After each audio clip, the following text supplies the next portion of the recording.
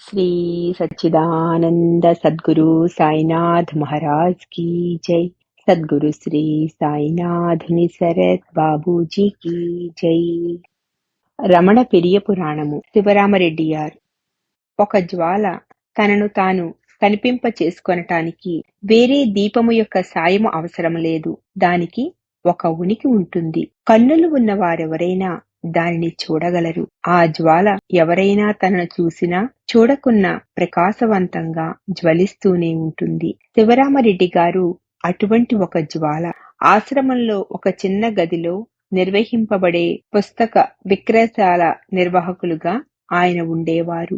నేను 1960లో రమణాశ్రమానికి వచ్చినప్పుడు మా తండ్రి గారు, నీకు ఈ లోక వ్యవహారాలు ప్రత్యేకించి ఆర్థికపరమైనవి అంతగా తెలియవు, అందుకని వెళ్లి శివరామరెడ్డి గారి క్రింద పనిచెయ్యి అని చెప్పారు।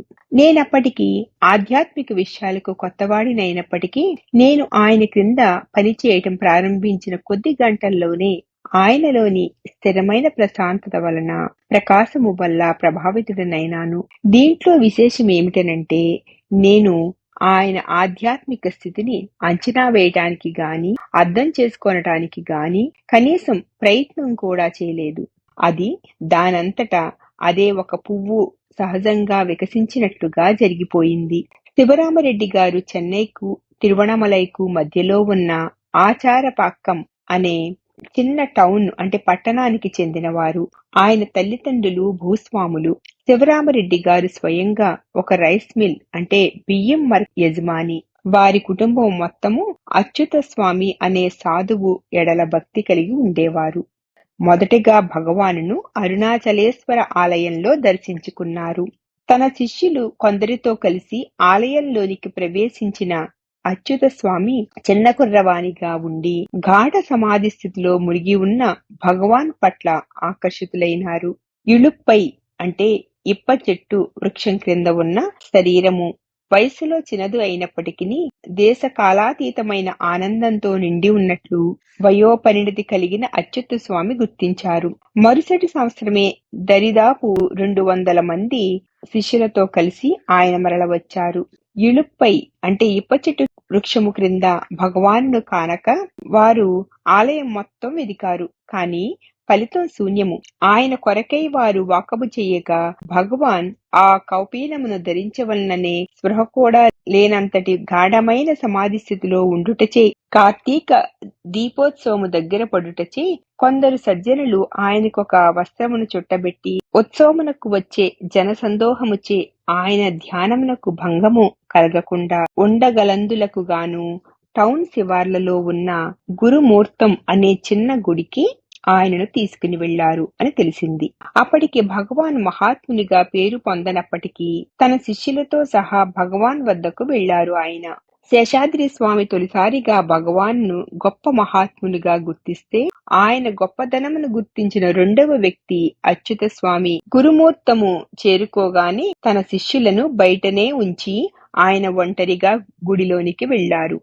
సంపూర్ణ ఆత్మనిష్ఠులై ఒక స్టూలు మీద కూర్చుని ఉన్న భగవానుని చూస్తూనే ఆయన పాదాలపై వ్రాలి, నేను ఆత్మనిష్టను గూర్చి అద్వైత వేదమును గురించి వేదములు వ్రాసినప్పటికీ ఆ స్థితి నాకు అనుభవానికి రాలేదు, నాకు ఆ స్థితిని అనుగ్రహించవలసినది అని ప్రార్థించారు। ఆయన వెలుపలకు వచ్చి శిష్యులతో పలికిన పలుకులు ఆయనకు ఆ స్థితి ప్రసాదింపబడినది అనే విషయమును రుజువు చేస్తున్నవి।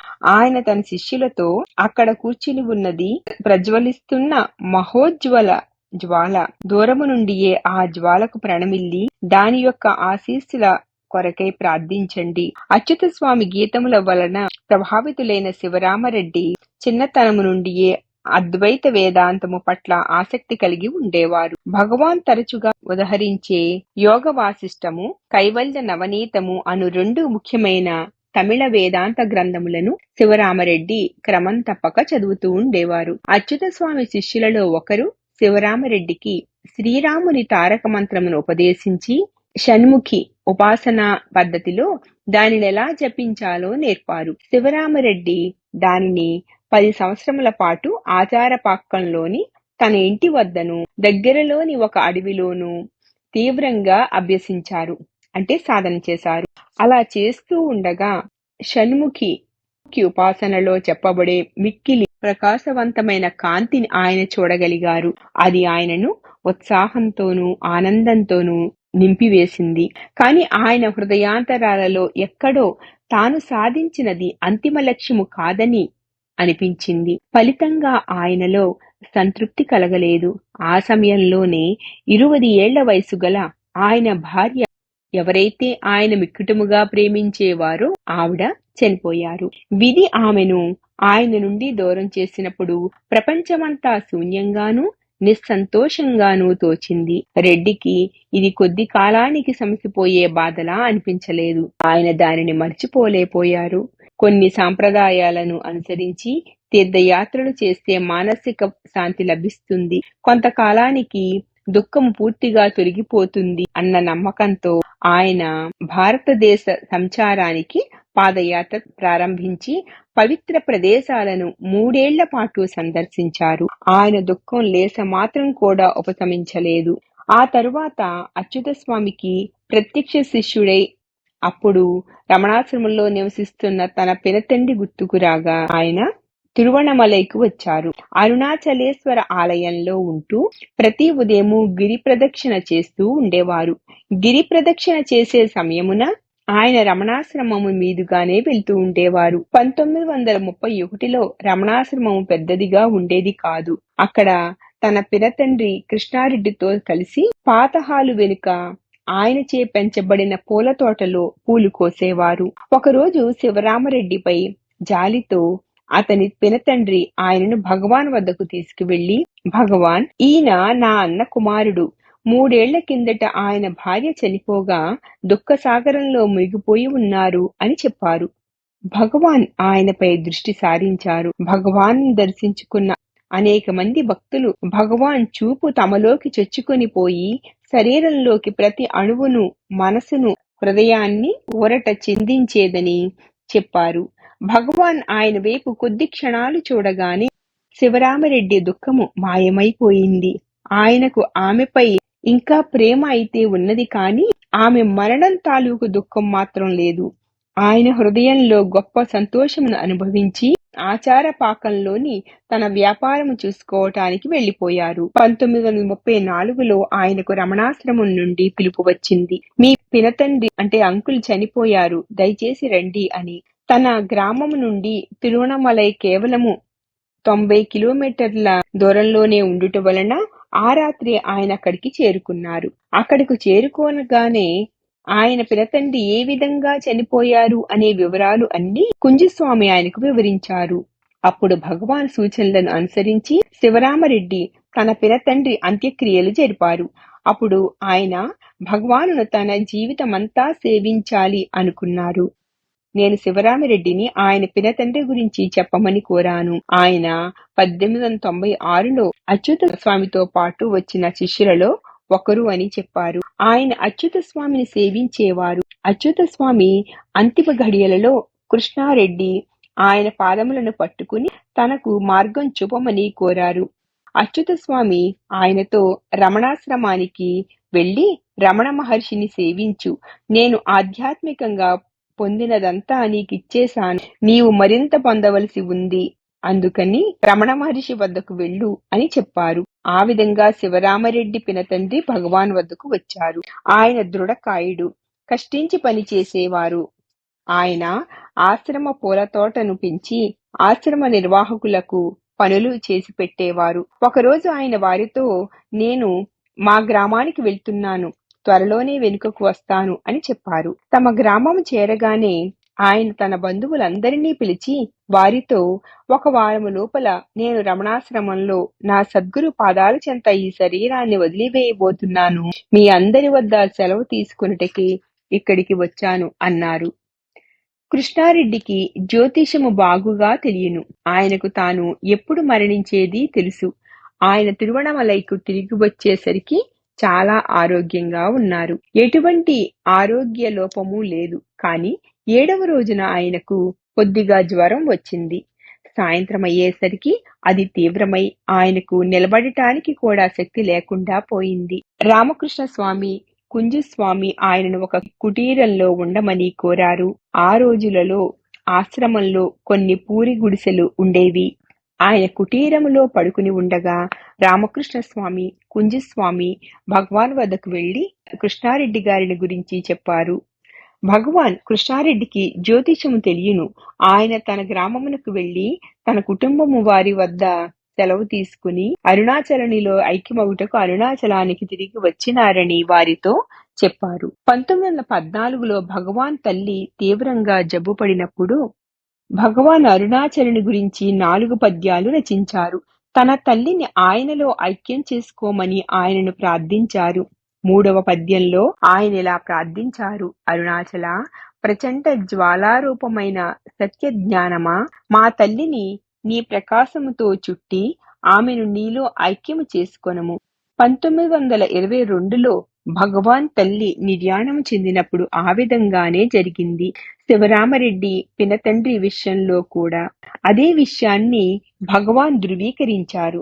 ఆయన అరుణాచలునిలో ఐక్యమగుటకు ఇక్కడకు వచ్చారు అని చెప్పి తరువాత రాత్రి 7 గంటలకు భోజనమైన పిదప భగవాన్, బివి నరసింహస్వామి మరికొంతమంది తిన్నగా కృష్ణారెడ్డి గారి కుటీరానికి వెళ్లారు. భగవాన్ ఆయన పక్కన కూర్చుని ఆయన తలను తాకారు. బివి నరసింహస్వామి భజన చెయ్యసాగారు. రామకృష్ణ స్వామి, కుంజస్వామి ధ్యానం చెయ్యసాగారు. కొంచెము సేపైన తర్వాత రామకృష్ణ స్వామి, కుంజస్వామి భగవాను బివి నరసింహస్వామిని పొద్దుపోయిందని వెళ్లిపోమ్మని చెప్పారు. భగవాన్ కృష్ణారెడ్డి గారిని నిలకడగా కొంతసేపు చూసి వెళ్లిపోయారు. తెల్లవారుజామున 4 గంటలకు కుంజస్వామి, రామకృష్ణ స్వామి భగవాన్కు కృష్ణారెడ్డి మరణాన్ని గురించి తెలిపారు. ఆయన దేహాన్ని ఎక్కడ ఏ విధంగా సమాధి చెయ్యాలి అనే విషయంలో భగవాన్ చెప్పిన మాటలు పొల్లుపోకుండా ఆచరించబడ్డాయి. అదంతా చెప్తూ, మా పినతండ్రి గారి ఆశీస్సుల వల్లనే నేను శాశ్వతంగా రమణాశ్రమంలో ఉండిపోయి భగవాన్ను సేవించుకోగలిగాను అన్నారు. నేను శివరామరెడ్డి గారిని, మీరు మౌనంగా ప్రశాంతంగా ఏ మాత్రమూ తొణకకుండా ఉండుట వలన నాకు ఎల్లప్పుడూ మిమ్మలను అంటిపెట్టుకుని ఉండాలనిపిస్తుంది. కానీ అదే సమయంలో మీరు చాలా సామాన్య వ్యక్తి వలె కనిపిస్తారు. మీకు ఏమి జరిగింది చెప్పవలసినదని అని అడిగాను. ఆయన, ఏమీ లేదు, నేను ఇతరులు అందరి వలననే చాలా సామాన్యుడిని అన్నారు. నేను ఆయన్ని వదిలిపెట్టలేదు. ప్రతిరోజు నేను ఆయనను ఒత్తిడి చేసేవాడిని. మీలో ఏదో ప్రత్యేకత ఉన్నది, అది ఏమిటో చెప్పవలసినది అని. ఆయన ఏమాత్రమూ సందు ఇవ్వనందున నేను ప్రశ్నించే ధోరణిని మార్చాను. మీకు ఎన్నడూ ఆధ్యాత్మిక విషయాలలో సందేహాలు రాలేదా అని ప్రశ్నించాను. ఆ పద్ధతి పనిచేసింది. ఆయన 1931 వరకు నేను తారక మంత్రమును 20 ఏళ్ల పాటు శ్రద్ధతో జపిస్తూ ఉన్నాను. షణ్ముఖి ఉపాసనను 10 ఏళ్ల పాటు చేశాను. దాని ఫలితంగా నా చుట్టూ శాంతిని, ఒక విధమైన ఉత్సాహాన్ని పొందసాగాను. ఆయన లోతుల్లో ఎక్కడో ఆ స్థితి యొక్క సత్యత్వమును గురించి సందేహం ఉండేది. 1934లో నేను ఈ సందేహాన్ని గౌరవ పురస్కారంగా భగవాన్ ముందు ఉంచాను. భగవాన్ కరుణతో ఇలా సెలవిచ్చారు: అవును, ఆ స్థితి నిధిధ్యాసన. మీరు గురువు మీకు ఉపదేశించటము విన్నారు, అది శ్రవణము. దానిని మీరు అర్థము చేసుకుని తిరిగి తలుచుకున్నారు, అది మననము.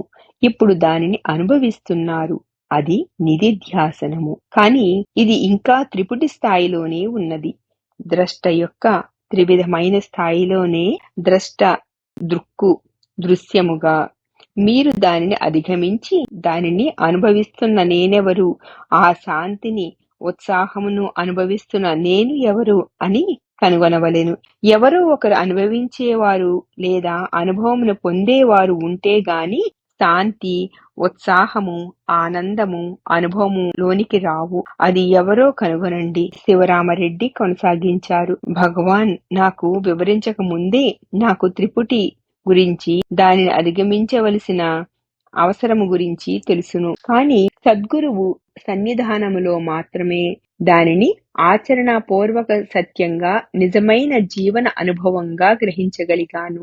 నేను త్రిపుటిని దాటుట అనే అనుభవము నాకు కలిగి, ఆ మహోన్నతమైన శక్తివంతమైన నిశ్చల మౌనం నన్ను ఆవరించి చుట్టివేసింది. అది నాకు కడపటి ఉపదేశము. ఆ ఆనందము విరామము లేకుండా కొనసాగుతున్నది. 1934 నుండి 30 సంవత్సరాల పాటు ఆ పుస్తకాల షాపు మేనేజరుగా ఉన్న కొద్దిపాటి పనిని, కట్టలు కట్టుట వగైరాలను ఆయన స్వయంగా చేసేవారు.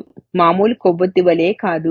ఆయన ఆ అంతరంగిక ప్రకాశములో ఎల్లప్పుడూ ఉండేవారు. నేను 4 ఏళ్ల పాటు ఆయనకు సహాయకుడిగా పనిచేశాను. పరిపూర్ణ సత్యములో పూర్తి చైతన్యంతో జీవిస్తున్న వ్యక్తితో సన్నిహితంగా పనిచేయటం అనేది నాకొక ప్రగాఢమైన గొప్ప అనుభవము. అలా సన్నిహితంగా ఉండుట వలన భగవాన్ అనుగ్రహమును పొందిన ఆయన పట్ల ఇంకా ఎంతో గౌరవం పెరిగింది. నేను 1960లో రమణాశ్రమానికి వచ్చినప్పుడు నాకు నేనుగా 3 నియమాలు అంటే ఒట్లు పెట్టుకున్నాను. అవి ఆధ్యాత్మిక జీవనానికి అత్యంత అవసరమైనవని నేను భావించాను. నేను డబ్బును ముట్టుకోను. నా పేరు ఎక్కడ సంతకము చెయ్యను. స్త్రీల వైపు కన్నెత్తి చూడను అని. అప్పట్లో సందర్శకులు తక్కువగానే ఉన్నప్పటికీ ఎవరైనా స్త్రీ గాని కుటుంబము గాని పుస్తకములు కొనుటకు వస్తే నేను లేచి వెళ్లిపోయేవాడిని. సాయంత్రము లెక్కలు పూర్తి చేయుటకు నేను అంటే పద్దులు లెక్కలు వ్రాయుటలో సహాయపడేవాడిని. కాని నేను ధనమును ముట్టుకోనందున ఆయనే డబ్బు లెక్కించవలసి వచ్చేది. ఏవైనా రసీదులు ఇతర వ్యవహారిక పత్రములు తయారు చేయవలసి వస్తే వాటిలో వివరాలను నేను నింపేవాడిని. కాని సంతకము చేసే పనిని ఆయనకే వదిలేవాడిని. ఆయన వీటినన్నింటినీ గమనిస్తున్నారని నాకు తెలియదు. సాక్షాత్కారమును పొందిన వారు త్వరపడి నిర్ణయాలను చెయ్యటము, ఇతరులను విమర్శించడము చెయ్యరు. ఆయన 3-4 నెలల పాటు నన్ను గమనించారు. నేను భగవాన్ సమాధి ఎదుట ఆరు బయట పడుకునేవాడిని. ఆయన పుస్తక విక్రయశాల ఎదురు పాకలో పడుకునేవారు. ఆయన ఆప్యాయంగా నన్ను గణేశు అని పిలిచేవారు. ఒక రాత్రి సుమారు 9 గంటలకు ఆయన గణేశు ఇలా రండి అని పిలిచారు. ఆయనకు తీవ్రమైన ఉబ్బుసము తెరలు వస్తూ ఉండేవి. ఆయనకు అలా వచ్చినప్పుడు ఆయన నన్ను పిలుస్తూ ఉండేవారు. నేను వెళ్లి నాకు చేతనైన సాయం చేసేవాడిని. అప్పుడు కూడా అలాగే ఆనుకుని పరుగున ఆయన వద్దకు వెళ్ళాను. ఆయన నా పక్కన కూర్చోండి అన్నారు. నేను ఇన్ని నెలలుగా మిమ్మల్ని గమనిస్తున్నాను. మీరు ధనమును ముట్టుకోరు, పత్రముల మీద సంతకం పెట్టరు. ఏ వయసులో ఉన్న స్త్రీలైనా పెద్ద చిన్న పుస్తక విక్రయశాలకు వస్తే మీరు పారిపోతారు. అసలు విషయం ఏమిటి అని ప్రశ్నించారు. నేను నా ఆధ్యాత్మిక ప్రయాణంలో సహాయకారిగా ఉండుటకు తీసుకున్న ప్రతిజ్ఞలను గురించి చెప్పాను. ఓ, అది బాగానే ఉన్నది, కానీ మీరు ఆచరించింది చాలును. ఇప్పుడు మీ పనులను గురించి ఆలోచించండి. ధనములో చెడు ఏమున్నది? డబ్బును ముట్టుకొనటం పాపం కాదు. డబ్బుపై మమకారం ఉండుట పాపము. దానిని ఆయన ఉపదేశముగా కాని వాదనగా కాని చెప్పలేదు. హృదయపూర్వకంగా తన అభిప్రాయాలను నాతో పంచుకున్నారు. అందుకని అవి సూటిగా నా హృదయంలోనికి వెళ్ళాయి. ఆయన ఇంకా ఇలా కొనసాగించారు. మీ పేరును సంతకము చేయుటలో తప్పేమిటి? మీరు పేరుతో జన్మించారా? పేరును వదిలిపెట్టినంత మాత్రాన మీ శరీరంపై అభిమానాన్ని మీరు వదులుకొనలేదు. మీ తల్లిదండ్రులు మీకు పేరు పెట్టారు. నేను ఈ శరీరమును అనే భావమును వదిలివెయ్యి. మీకైతే గణేశు భగవాన్ స్వయంగా మీ పేరుని పెట్టారు. ఆ పేరు ఎంత పవిత్రమైందో చూడు. ఆ క్షణం నుండి నేను నా పేరును అంటిపెట్టుకుని ఉన్నాను. నా 3వ ప్రతిజ్ఞ గురించి ఆయన ఇలా అన్నారు. మీరు స్త్రీలను నిర్లక్ష్యం చేస్తే, అంటే వారి పట్ల ఉపేక్ష వహిస్తే, మీరు సృష్టికర్తనే అవమానపరిచినట్లు కాదా? ఆ సర్వోత్కృష్టమైన శక్తే జగత్తులోని స్త్రీ పురుష రూపాలను సృష్టించింది. జంతువులలోనూ పక్షులలోనూ జీవులలోనూ వృక్షములు మొక్కలు రాళ్లలో కూడా స్త్రీలకు విలువ ఇవ్వకుండా మీరు సృష్టిలోని సగభాగాన్ని నిరసిస్తున్నారు. ఇది సరైనదేనా? ఇది అవసరమా? స్త్రీలందరినీ ఎటువంటి భేదభావము లేకుండా మాతృభావంతో చూడండి. మీరు ఎంత గాఢమైన ప్రేమతో చూస్తే ఆ సృష్టికర్త పట్ల భక్తి భావము మీలో అంతగా ఉప్పొంగుతుంది. సృష్టిలోని సగభాగమును నిర్లక్ష్యము చెయ్యటము మీ ఆధ్యాత్మిక ఆచరణకు పురోభివృద్ధికి ఆటంకముగా నిలుస్తుంది. అప్పటి నుండి స్త్రీలందరినీ నా స్వంత తల్లుల వలె సోదరుల వలె నిజంగా ప్రేమించసాగాను. 1965లో శివరామరెడ్డి తీవ్రంగా జబ్బుపడ్డారు. ఆశ్రమానికి భారంగా ఉండటం ఇష్టం లేక ఆశ్రమమును వదిలి వెళ్లదలిచి తన కుమార్తెను పిలిపించుకున్నారు. ఆమె వచ్చి ఆయనను తన స్వగ్రామమైన ఉత్తరామెరూర్కు తీసుకుని వెళ్లారు. ఆయన ఆశ్రమాన్ని వీడి వెళ్లిపోయే ముందు నేనాయన పాదాలను పట్టుకుని, మీరు నన్ను వదిలేసి వెళ్లిపోతున్నారా అని ఆక్రోశించాను. ఆయన నవ్వి అన్నారు, అరుణాచలుడే సత్యము. సత్యము ఒక్కటే ఉన్నది. అరుణాచలునితోనే ఉండు. అన్ని ఆశీస్సులు నీకు లభిస్తవి. ఆశీస్సులు, అనుగ్రహము ఎవరి స్వంత ఆస్తి కావు. అవి ప్రతి ఒక్కరితోనూ మనము పంచుకొనగలిగిన నిజమైన వస్తువులు. బాహ్య వస్తువులకు పరిమితులు ఉంటవి. ఇంటిని ఒకరికి ఇవ్వవచ్చును, ధనమును 100 మందికి ఇవ్వవచ్చును. కానీ ఆశీస్సులను, అనుగ్రహమును, ప్రేమను ప్రతి ఒక్కరికి, ప్రతి చోట, ప్రతి సమయంలో పంచవచ్చును. శ్రీ సచ్చిదానంద సద్గురు సాయినాథ్ మహారాజ్ की जय. सद्गुरु श्री साईनाथ निसरद बाबूजी की जय.